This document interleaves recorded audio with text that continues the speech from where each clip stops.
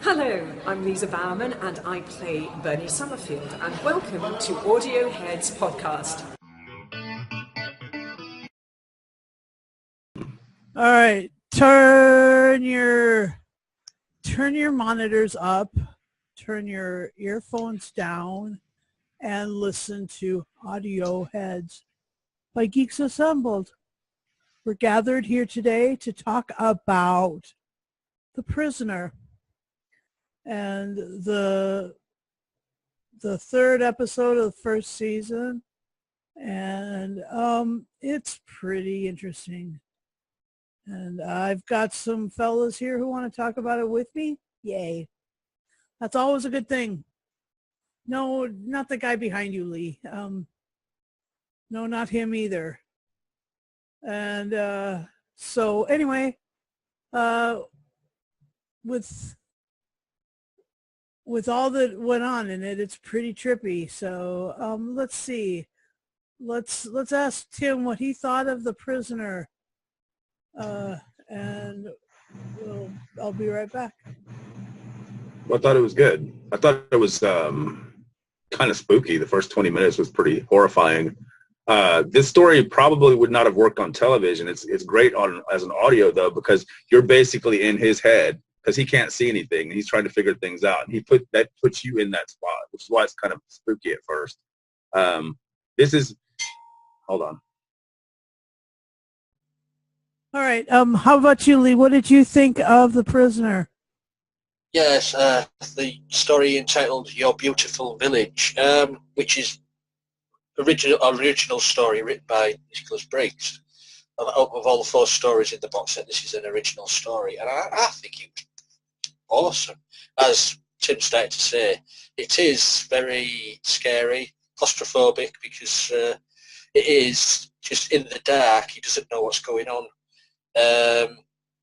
And then you don't know what number 2's trying to do to him until you go further along the story. I really did like this one. For me, this story does stand out in the box set because the other 3 stories it's like a reimagining of the original stories. They've modernised it, they've changed this here, this there, but each story is very reminiscent of the episodes what happened in 1967, apart from this one, of course, which is original. There's only like 3 characters in this story, but it works really well. You say you've got number 6, played by the wonderful Mark Elstrom, which he's not doing an impersonation of Patrick McGowan. He's sort of there's an essence of him there in the voice. It's not a 100% impersonation, but you do get the feel of him. And Ramon Tickerum is number 2. He is just awesome. Hopefully they may bring him back, but you don't know because of how it ended in this story. But for me, this is a very, very good story in this box set. Well, the full box set is brilliant, but this one is a very good story. Well, yeah, I think so too. What about you, Alex? What did you think of the third story of the first series of Prisoner?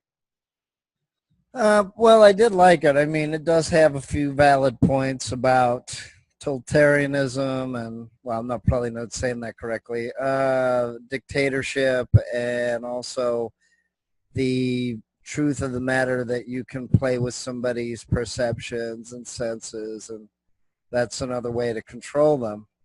And unfortunately, the prisoner wasn't really as collected as he seems on the TV show from what I remember. They actually used to play that around here on an NBC station. I think it's probably a block of what they bought, The Avengers, The Strange Report, and The Prisoner. And even though I sort of liked the show, I sort of didn't. But I did enjoy the cast, and I did enjoy the actors, which, as we mentioned before we recorded, were also on Rumpole of the Bailey, a 70s ITV show, mostly, and Tams Television. So it was interesting. I didn't know the cast, but it did seem to be pretty much Prisoners episode, only audio version, which I think I actually would have liked because I never understood the big bicycle. and I never understood that big white balloon or whatever it was. Of course, he does seem to get worse as the story goes on, so I don't know if it was also, deprivation of the senses by number two or whatever they had decided to sort of torture him. And then the woman didn't want him to talk when in the show, it didn't seem like he cracked as easily, but I can't remember how many episodes the original version had. And then I know they did a remake, which wasn't as popular, wasn't as well received. And again, need to stop doing remakes and reboots, guys. But in terms of the big finish, except for they do use the same actors, but most production companies do. And I'm glad it wasn't 3 hours long.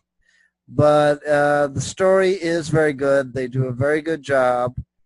They do a very good job realizing it, and radio plays are not really pushed in this country. So considering all that, it actually is a very good story and a very good production. But it's also not one of my favorite shows. But like I said, it does show, technology could overcome you, or you could let that control you. The regime, the totalitarian regime, sorry if I'm slightly mispronouncing it, tongue-tied, can control you. So, if it was supposed to be a TV version of 1984, whatever era that is, whether it's the 60s, the 90s, or now, it is valid that, you could control people through any type of engineering, social or otherwise. So, in that respect, it's very current. Thanks. So, Tim, are you back? No, not yet. Okay. Well, then I'll just express my views. I thought this was very trippy. I thought that the connection between the prisoner and his other prisoners, the other people in his village, so to speak, in the other houses, was incredibly difficult to map out. It was amazing, and you never got the sense of really where this was or what the situation was, and I did watch a couple episodes of the original series, not and one or two, was it? Did we do one on Geeks Assembled? I think so. I think we did one episode on Geeks Assembled, and that was pretty trippy. But this audio was incredibly trippy. It was very difficult to map and to parse out, and so I was really intrigued by it, and I think that they pulled quite a big stunt out of their hat. There was a lot of especially when they took away his hearing, and suddenly all the voices were muffled, and that must have been incredibly difficult for him. And the people controlling the thing were it was really dastardly how they never spoke to him, or never, unless they wanted him not to talk to somebody else. Anyway, that's my bit. And are you back, Tim? For the moment. Okay, go for it. I was gonna say this Prisoner TV series was in the late '60s, and it was designed to blow up the whole spy series that had been going on for the whole decade. Like ITV had all their different spy shows, and this was basically a spinoff of, what was it, Danger Manly, I think. So it's the first of its kind, and that's why it didn't last very long. It was basically a head trip kind of TV series, really sort of groovy, and where they're trying to break this guy, they want him to confess why he retired from his position as this special secret agent or whatever, and that's what it's all about. And it really is one of those weird series. You don't know if this is all not just taking place in the guy's head, because it's so outrageously weird with the big ball that comes up. That's their security. They call him Rover, and he they'll use him to take somebody out, which is really effective at the end of this story. It's cool because the guy says, "I won't be seeing you." He's talking number 2, and of course Rover shows up and he's like, "Hey, what's Rover doing here?" "He's here to take you out, sir." So I mean, that was pretty cool. I don't know. Overall, it was a fun story. It was, like I said, it only really works on audio. You wouldn't be able to do this on television, and that's because it's basically an episode without sight in it. I mean, basically, they've robbed him of his sight, and they've messed with his head or whatever, and he never knows who to trust. That's the cool thing, also. Like he has a friendship with number 9, but at the end, even she turns on him and says, "Don't tell him, or I'll shoot you." Because they have some kind of deal going. It's all very clever. I thought I was surprised because I didn't think I was going to like it. I thought it was just going to be, Big Finish does The Prisoner. And I thought, but I should have known better because they always excel at what they do. And this was a very good story. It was very spooky for the first 20 minutes, or so. I was like, wow, is this a horror story or what? So I enjoyed it very much. All right. Anything that you guys wanted to talk about, like the sort of storyline or what plot points you liked, or where you liked it? Well, when I first heard this, it took me a while to understand, because you don't know what's happening to number 6. You don't know if he's strapped down on a table and he's got electrodes to his head and they're messing with his mind, or it is actually happening and they are controlling the darkness in the village, or but it's the way, for me, it's the way number 2 is so controlling in this one. It's just to get why number 6 resigned. And he nearly gets it out of him. He nearly breaks him in this one. He's on the verge of it. And that is just that scene there where he's just about to say why he resigned. It's brilliantly played out brilliantly, that. Say Romanticarum is number 2 in this one. Brilliant actor. Check him out if you have Romanticarum. He's been in quite a few TV series in the UK, and he's done a few Big Finish as well. Who played the girl, number 9? Number 9, I think. Hold on, let me look at my limited edition box set. Number 9, Sarah Powell. Very cool. In the other 4 stories, other number 2s in the other stories are played by like Celia Imrie. She's been Doctor Who. You've got Michael Cochran, what's been in quite a few Doctor Who's on the TV. And John Standing, who's a well-known actor in the UK. But, awesome story for me.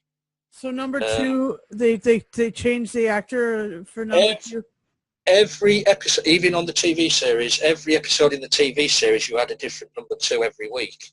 And were the other numbers the same? Yeah.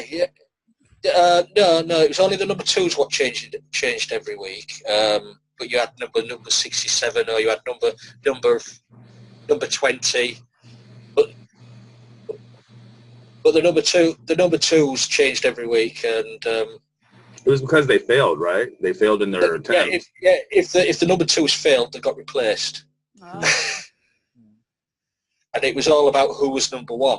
And and the failure was inevitable, because otherwise the story ends, right?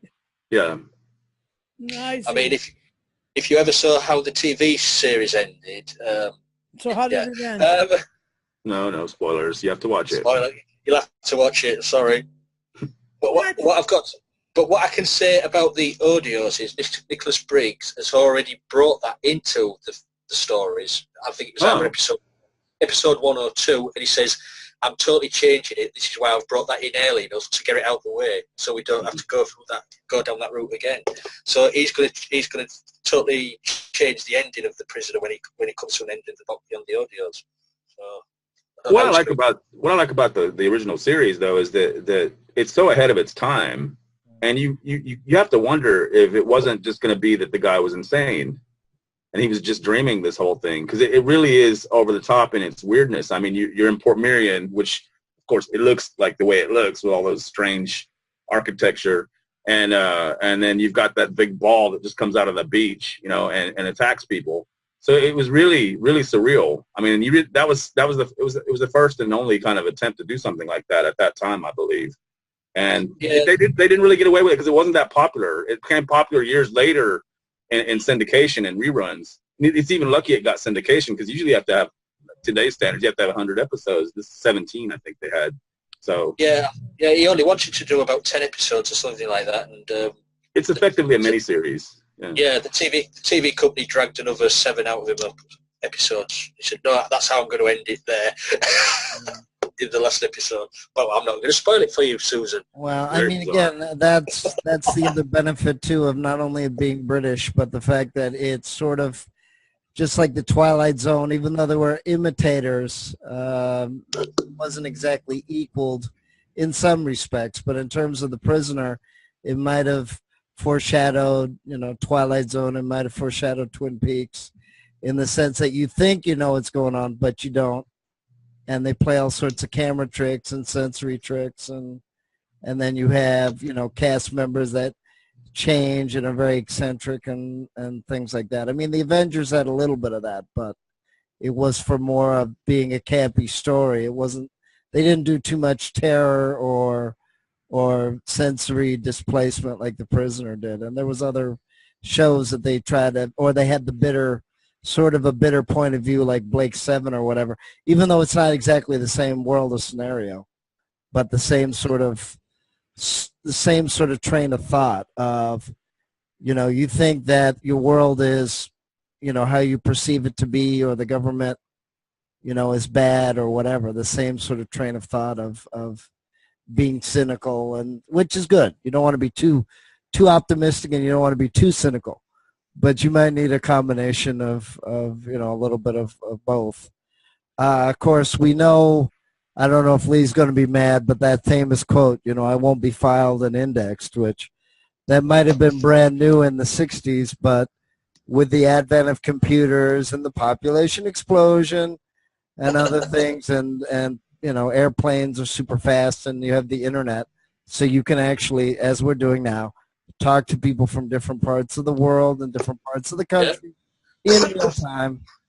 That's even more scary that he keeps saying, I won't be filed and indexed. It's like, even I went, I appreciate what you're saying, but you're wrong. You've already been filed and indexed, and your number is number 6. So, even though you don't want to be, you are. That was the whole point, wasn't it? He was fighting against that. The brand did him a number, but he didn't want that number. He was a free man. I am not a number. I am a free man. I mean, that's assuming he could ever leave the village, and wasn't that part of the irony of the show, that he thought he was leaving the village, but he wasn't? Watch the last episode, you'll find out. But you mentioned imitation there, Alex. I mean, I don't know if Tim thought, what did you think of Mark Elstrop as the prisoner then? Because in the episode, in this audio, to me, I've already said he did have the essence of Patrick McGowan there. He was good. I think the story itself got a little overwrought towards the middle, and it was a bit. But on the other hand, he was being tortured, so I mean, it's hard to say how anybody's going to react to that. But I thought the guy did a good enough job. He didn't sound anything like Patrick McGowan, but that's fine. You don't expect him to. He's been recast, and he was a very effective actor in the part. I don't recall hearing him in anything else, but I'm guessing he's popped up at Big Finish before. Yeah, I think he's been in the War Doctor things and stuff like that. No, as always, this was very effective sound design by Big Finish. I mean, the music was excellent. I was disappointed it wasn't the proper theme tune. It was kind of a variation of it, but I'm guessing that's something they couldn't get probably, so they just said this. Well, they've said it's a reimagination, so they've sort of reimagined the theme tune as well and the episodes as well. So. I mean, again, isn't it also true, maybe I'm mistaken, that Patrick McNee and Patrick McGowan That's why they were so popular, not only because they were great actors, but nobody else sounded like they did. I mean, you don't want to imitate it too much because then it starts being an impression.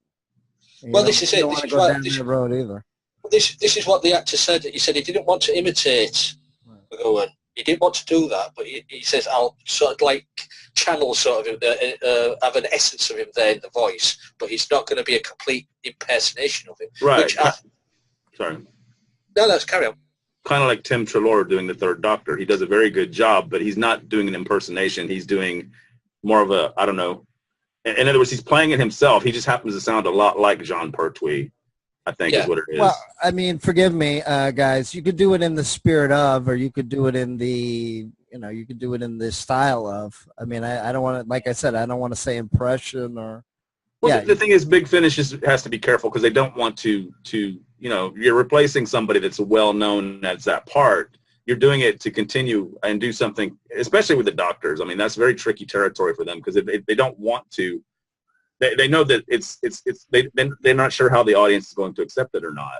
And it just so happens that so far everybody's happy with the Third Doctor box sets. But I mean, it's a tricky situation, and you can see why they wouldn't want to go there. Right. I mean, I'm sorry. Go ahead. Also, as well, if they do turn out to be just run-of-the-mill impersonations of long dead actors, you could upset the family of these actors. Yeah, the fans as well. You could upset the fans. Yeah. You don't want it to go to the point where it's a stereotype or campy, unless the joke is understood. That's the other thing too. That that's also the essence of acting, is not just the physical or the special effects, but the voice matters as well. Oh yeah. So, okay, so I'm really glad we did this, and I will, continue and finish out the series. Show the stuff. Which I'm a bit peeved because the first volume was in a limited box set like that, and then the second series they only released it like that. Okay, show the first one again. Look at that. There you are. You pull it out. Nice little box with all pictures in it. And yeah. Nice. Lovely little photos and stuff. Port Miriam there. Your village. Yep. There's the village one. But I'd say I don't know why they released number 2, box set number 2, just in a plain box set. But can't grumble. Mm-hmm.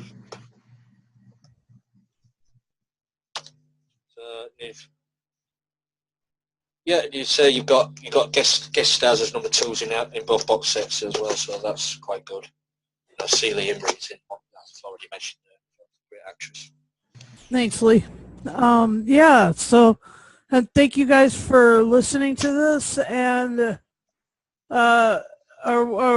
would you like to please pull your thoughts together and put a rating with it? So Tim, what did you think of The Prisoner? I enjoyed it very much. I only listened to this one episode, though, so I don't really have the proper context as far as the box set goes, but I don't think that's necessary if you have an understanding of the show. But yeah, I'll give it a 9.5 out of 10. I thought it was a really nice, spooky audio drama, very suitable for this time of year. Alex, go ahead. Yes, it's, as I said, I didn't really follow the TV show that much. It was only a few actors I liked in it. But again, you have to give it credit.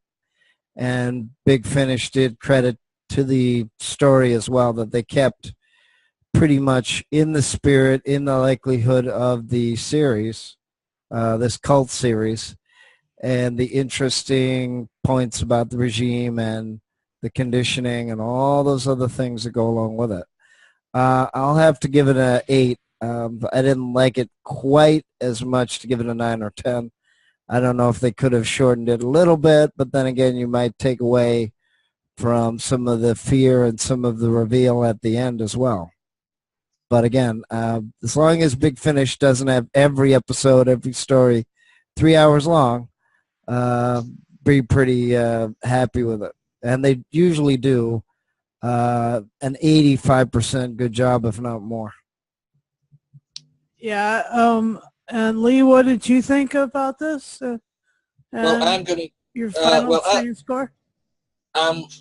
Seeing as this was out of the 4 stories in the box set, this is an original story. So the other 3 are reimaginations of the 1967 episodes. It works for me, this one. Nicholas Briggs has done a top-notch job on this one, and I enjoyed it from beginning to end. Yes, it's not 3 hours long. It's, was it just an hour or something like that, or just under an hour? It works so well. It's scary. It plays with your senses. You just wonder what's going on. I'm going to give Your Beautiful Village a 10 because I just think it's for me, it's my favourite one out of the box set because the other 3, I already know the stories to them, sort of. You know what I mean? This was brand new to me, and it's a 10. Thank you. And I'm going to give this. I'll give this a 9 out of 10. I don't really think I could judge it in I don't think I could compare it to the TV show, and I don't think I could compare it to, well, because I haven't heard the other episodes in the box set.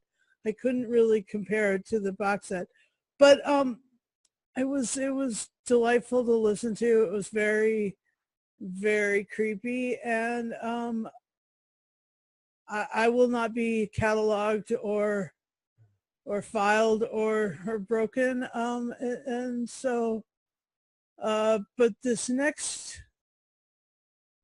speaking of 3 hours, like you said, Alex, the next audio adventure that we're going to attempt is a little bit of Shakespearean drama, A Tragedy Called King Lear.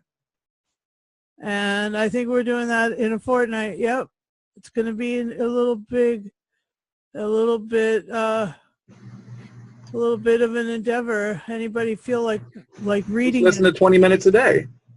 Yeah, and and read. If you feel like reading it, I might read the play too before we go. Shakespeare is not meant to be read. It's meant to be performed. Yeah, it's supposed to be up on the stage performed. If you want to read along with it, good, very good. But no, it's boring. It's a script on a book. You want to see it performed or hear it performed, which is what we're doing here. So there you go. Okay. I guess we'll have that discussion then. I can tell that this is already something that we have a difference of opinion about. And that's never happened on Geeks Assembled, now has it? Oh my gosh. You've been told. Yeah, so anyway, here we go. Thanks for watching. Thanks for liking, for subscribing. Thank you for sharing this widely. Join our Facebook group, join our Twitter, Tumblr, our Google Plus, whatever, social media that you interact with, we probably are on it. And thank you for being our guinea pigs, because this experiment is all on you and not on us. I mean, we know we're intellectuals and geeks, and so the experiment is on you guys, and I hope that you're enjoying your experiment.